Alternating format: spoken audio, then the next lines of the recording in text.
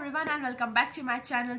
आज इस वीडियो में मैं आपको पोएटिक डिवाइसेस के बारे में बताऊंगी। अगर आप क्लास 9 के स्टूडेंट हो, 10th के, 11th के, 12th के, 12th पास आउट हो, अगर आपको पोएटिक डिवाइस आइडेंटिफाई करने में दिक्कत हो रही है तो this video is helpful for you only.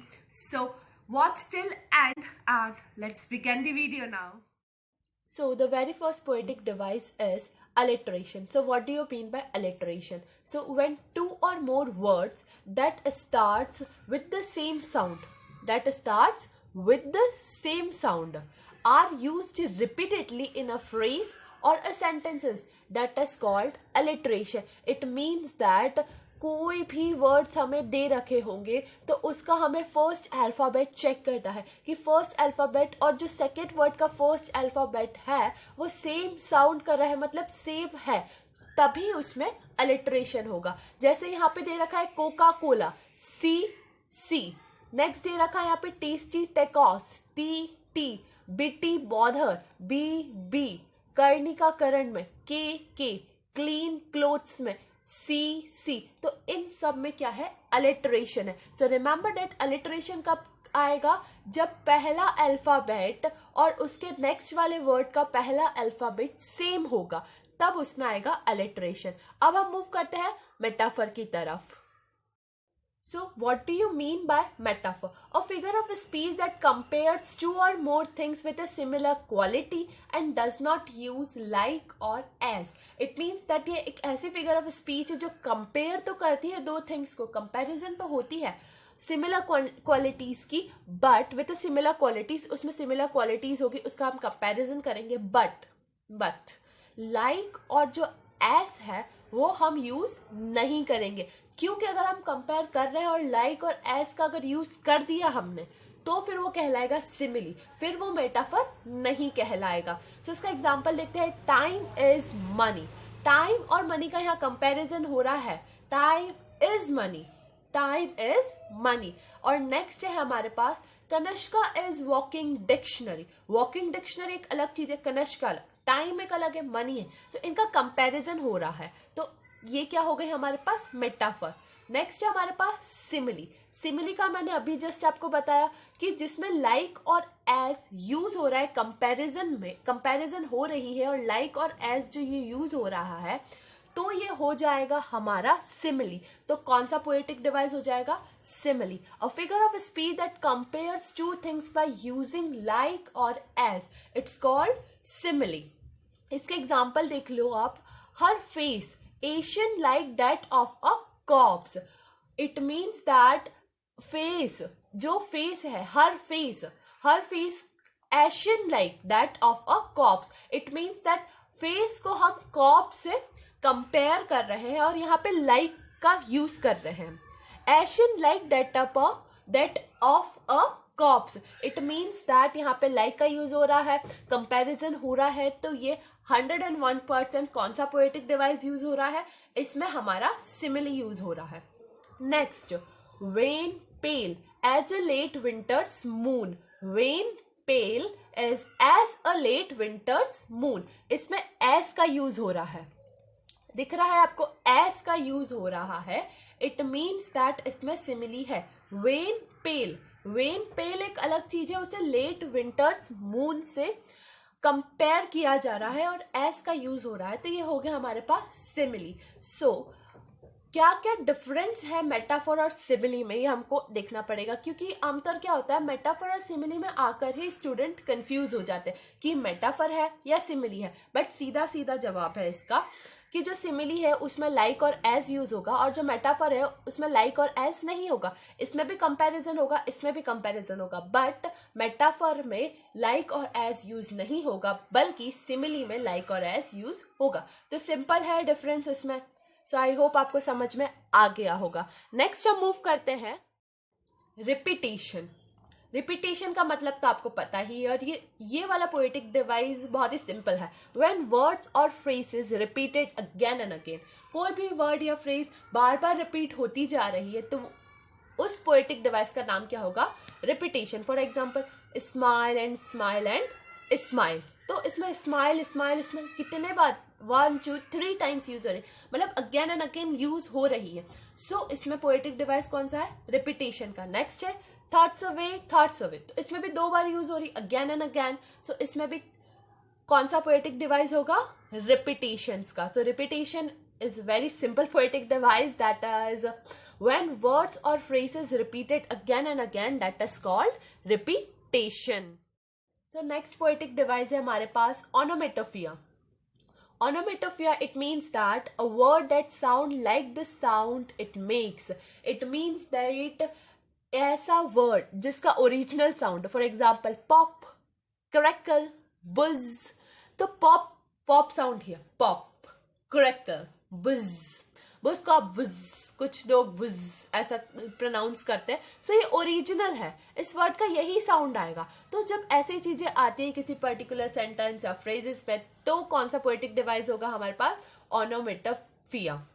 Next हम मूव करते हैं ऑक्सीमोरन के ऊपर. ऑक्सीमोरन बड़ा ही इंटरेस्टिंग सा पोएटिक डिवाइस. इसमें एक्चुअली होता क्या है कि 2 अपोजिट चीजों को एक साथ रखा जाता है. सो हम इसके डेफिनेशन पहले पढ़ते हैं. In oxymoron, 2 contradictory ideas are put together side by side or in a sentence to create a good effect. That is called oxymoron. It means that 2 contradictory idea को साथ में रखा जाता है सेंटेंस में. तो उस पर्टिकुलर सेंटेंस या फ्रेज में क्या मिलता है हमें? Oxymoron poetic device. For example living dead, या तो वो जिंदा होगा या तो मरा होगा. दोनों एक साथ कैसे हो सकते हैं? लविंग हेट, या तो लव होगा या तो हेट होगा, दोनों एक साथ नहीं हो सकते. सो जब ऐसी चीजें आ जाए, अपोजिट चीजें आ जाए किसी पर्टिकुलर फ्रेज में या सेंटेंस में, तो उसमें क्या होगा? ऑक्सीमोरन. पोएटिक डिवाइस कौन सा होगा? ऑक्सीमोरन. नेक्स्ट है हमारे पास हाइपरबोली. हाइपरबोली या ये देख के हाइपरबोल, जो मैथ्स के स्टूडेंट होंगे वो देख के यही सोच रहे होंगे, अरे ये तो हमने मैथ्स में पढ़ा था. और इसका डायग्राम हमें याद हो. जो 11 के स्टूडेंट है, जो 12 के स्टूडेंट है जिसका मैथ्स सब्जेक्ट है, तो उसको ये पर्टिकुलर वर्ड देख याद आ गया होगा, अरे ये तो मैथ्स का है. बट नहीं, ये इंग्लिश में भी यूज होता है. सो ये है हाइपरबोली. हाइपरबोली पोएटिक डिवाइस है जिसमें क्या होता है, इसका मतलब होता है बढ़ा चढ़ा कर बात करना. हमें पता है कि ऐसा कुछ है नहीं, फिर भी हम बढ़ा चढ़ा कर बात कर रहे हैं. तो ऐसे में कौन सा पोएटिक डिवाइस यूज होता है? हाइपरबोली. सो इसकी डेफिनेशन देख लेते हैं. An intentional and extreme exaggeration for emphasis or effect is called hyperbole. तो हम इसका एग्जाम्पल भी देख लेते हैं. हमको इंटेंशनल मतलब हमें पता है कि ऐसा कुछ भी नहीं है, फिर भी हम इफेक्ट्स डालने के लिए, पर्टिकुलर पोएट्री पे इफेक्ट्स डालने के लिए हम हाइपरबोली का यूज करते हैं. For example, this book weighs a ton. मतलब ये पर्टिकुलर बुक का वेट क्या है? टन के बराबर. ऐसा होता है क्या? नहीं होता, बट फिर भी हम ऐसा बोलते हैं. This books weights a ton. So इसमें पूरा पता चल रहा है कि ये तो ऐसे ही फेंक रहे हैं. So that is called hyperbole, मतलब बढ़ा चढ़ा कर बता रहे हैं. नेक्स्ट हम मूव करते हैं पर्सोनिफिकेशन. पर्सोनिफिकेशन का सिंपल मीनिंग होता है कि जो इनएनिमेटेड चीजें हैं, जो नॉन लिविंग चीजें हैं, उसमें हम ह्यूमन क्वालिटीज शो करते हैं, ह्यूमन क्वालिटीज के बारे में बताते हैं. तो उस सेंटेंस या उस फ्रेज को हम क्या बोलेंगे? पर्सोनिफिकेशन. सो डेफिनेशन रीड कर लेते हैं. When an inanimated object or abstract image is given human quality or ability, that is called personification. For example, trees sprinting. Trees sprinting possible ही नहीं है, बट हम क्या करते हैं? Trees sprinting. It means that जो ट्रीज है वो वैसे तो लिविंग थिंग्स है, हम साइंस में लिविंग बोलते हैं, बट ये चल नहीं सकते. तो इसलिए trees moving fast. Moving fast, sprinting का मतलब होता है moving fast. Trees moving fast, not at all. ये मैंने क्लास 12 की एक पोयम है उसमें से लिया है. तो उसमें पर्टिकुलर एक गाड़ी जा रही होती है और गाड़ी के कांच में से वो पोएट देखती है, तो उसे ट्रीज ऐसे लगते हैं जैसे वो अपोजिट डायरेक्शन में दौड़ रहे हो या चल रहे हो. इसीलिए उन्होंने ये फ्रेज यूज करा है, trees sprinting. It means that जो पेड़ है वो moving very fast, trees are moving very fast, but real में ऐसा नहीं होता है। इसीलिए इस पोएटिक ऐसे फ्रेज जब आए तब हमें पता लग जाता है कि ये पर्सोनिफिकेशन है। मूविंग फास्ट ह्यूमन की क्वालिटी है और ट्रीज है वो इन एनिमेटेड ऑब्जेक्ट है तो living things. I am not telling that living things नहीं है, साइंस के अकॉर्डिंग ये लिविंग थिंग्स है, बट ये चल नहीं सकते हैं। ट्रीज स्प्रिंटिंग बोला है इसमें, मूविंग वेरी फास्ट, तो it is not possible. But वो जब गाड़ी आगे जा रही है तो अपोजिट डायरेक्शन में वो पेड़ उसे चलते हुए दिख रहे हैं, पोएट को चलते हुए दिख रहे हैं। दैट्स वाई उसने यूज करा है ट्रीज स्प्रिंटिंग। सो उसने ह्यूमन क्वालिटी के बारे में शो करा है यहाँ पर। सो इस पर्टिकुलर फ्रेज में कौन सा पोएटिक डिवाइस है? पर्सोनिफिकेशन। नाउ हम नेक्स्ट मूव करते हैं एसोनेंस एंड कंसोनेंस। एसोनेंस में क्या होता है? It is repeated vowel sound in words that are together or near each other in sentences. इसमें क्या होता है एसोनेंस में कि जो रिपीटेड जो वॉवेल का साउंड रहता है, किसी पर्टिकुलर वर्ड में वॉवेल के साउंड आते हैं तो वो किसी सेंटेंस में रखे हुए हैं, इट मीन्स दैट एक साथ है या फिर नियर बाय ईच अदर है, तो नियर ईच अदर है तो उसमें कौन सा पोएटिक डिवाइस होगा? एसोनेंस। सो हम एग्जाम्पल देख सकते हैं। On a proud round cloud, proud round cloud. Proud round cloud में कौन सा वॉवेल आपको सुनाई दे रहा है? ओ। विच वॉवेल? ओ। प्राउड राउंड क्लाउड, तो इसमें कौन सा वॉवेल आपको सुनाई दे रहा है? O. And which? High night, high and night, high night, तो इसमें कौन सा वॉवेल सुनाई दे रहा है आपको? वॉवेल आई। तो इस पर्टिकुलर फ्रेज में कौन सा पोएटिक डिवाइस है? एसोनेंस। कौन सा पोएटिक डिवाइस है? एसोनेंस, बिकॉज इसमें वॉवेल साउंड आ रहा है। प्राउड ओ साउंड आ रहा है, राउंड ओ साउंड आ रहा है, क्लाउड ओ साउंड आ रहा है, हाई आई साउंड आ रहा है, नाइट आई साउंड आ रहा है।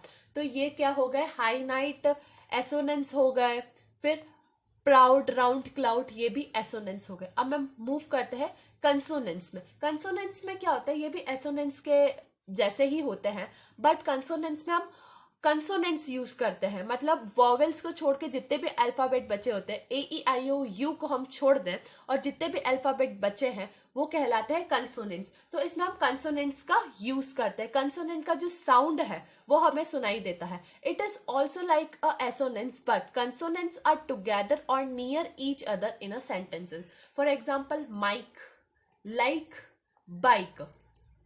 Mic likes his new bike, so Mike likes और बाइक, इसमें कौन सा कंसोनेंट आ रहा है? के। माइक लाइक्स बाइक, तो के कंसोनेंट यूज हो रहा है इसमें। दैट्स वाई इस पर्टिकुलर सेंटेंस में कौन सा पोएटिक डिवाइस यूज है? कंसोनेंस। कंसोनेंस यूज हो रहा है। सो इसमें हमने बहुत सारे देख लिए हैं आज, सो हम एक बार रिवाइज कर लेते हैं कौन कौन से देखे थे हमने। अलिटरेशन, बहुत सबसे पहले अलिटरेशन, फिर metaphor, simile, repetition, onomatopoeia, oxymoron, hyperbole, personification, assonance and consonance. So I hope आप सभी को सब समझ में आ गए होंगे। सो मेक श्योर डेट आपने मेरी वीडियो को लाइक, शेयर और सब्सक्राइब कर दिया होगा और घंटी वाले बेल आइकन को दबाना मत भूलिएगा। So thank you so much. और आप मुझे इनमें से बताइएगा कि सबसे अच्छा पोएटिक डिवाइस आपको कौन सा लिखा कमेंट सेक्शन में, और मैं नेक्स्ट वीडियो किस टॉपिक पे लाऊं आप मुझे ये भी बताइएगा कमेंट करके। सो तब तक के लिए बाय बाय।